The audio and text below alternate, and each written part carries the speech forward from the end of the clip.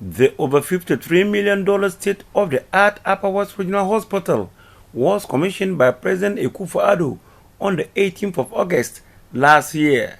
It had started operations on January 10, 2020, with renowned orthopedic surgeon Robert Emesie as the acting medical superintendent. We began operations as a secondary level facility.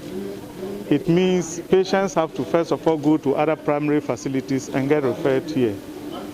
So between 10th January and the 17th of April, about 320 patients have been referred from various municipal and district hospitals to us. So what we began with was to solicit support from our sister hospitals to get some consumables to begin operations. It's been 4 months since they started operations, and Dr. Emesie described it as a major success. We've also been able to conduct 170 surgeries in the period. And then we know that if we had not been established to do this, these patients would have had to go elsewhere to get the services that we were able to provide. So if out of 320, only 11 people went out, I think our establishment has not been in vain. We have been doing what our mandate stipulates us to do. We've been able to manage 309 people that were referred from lower level facilities to us. Despite the fee chopped, they still have some rough edges, which is hampering the smooth operations of the hospital. Dr. Robert Emesie tabled the challenges to Deputy Health Minister Dr. Bernard Okoboy when he toured the facility as part of his recent visit to the Upper West region. You know, for every institution, for you to germinate, you need some amount of money to begin operations. There were preparations to get us the seed capital. Unfortunately, the COVID pandemic came in and it took the attention to that level. So we are happy that the Deputy Health Minister has come. We've reminded him we also need a seed capital so that we can approach all other conditions, including the COVID pandemic that we are currently having. We have other issues of electricity. I'm sure most of you in your homes, you see how the power fluctuates sometimes. Unfortunately here, there are machines that are very, very expensive, life-saving machines.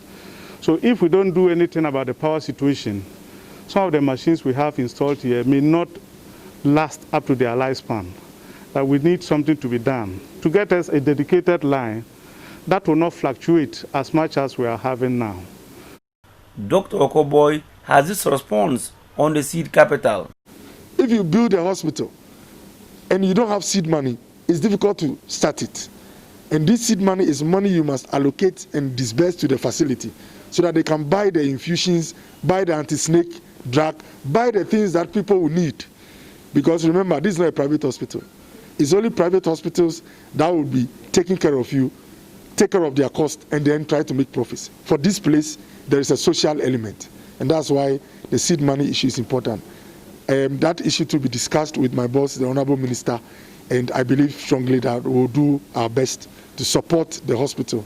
He then waded into the issue of CT scan and inadequate personnel for the hospital. Because of the levels of radiation, there are a few things we have to do here to make it possible for the staff to use it. They started using it, but the radiation levels were not advisable for human use. What is the lesson here? The lesson is that you can even have your equipment there, but testing will show that it's not even fit for use for now, not that it's spoiled, but you need to get other infrastructure in line or in place.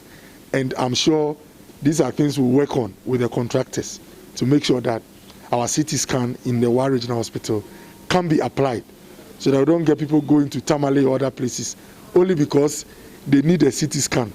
Reporting for Joy News, Rafik Salam. Wow.